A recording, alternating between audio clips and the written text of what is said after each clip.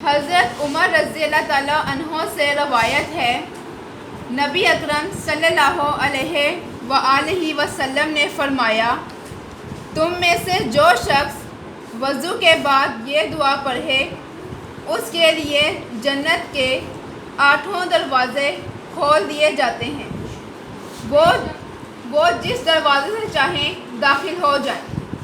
اشہد ان لا الہ الا اللہ وحدہ لا شریک لہ واشہد ان محمدا عبدہ ورسولہ۔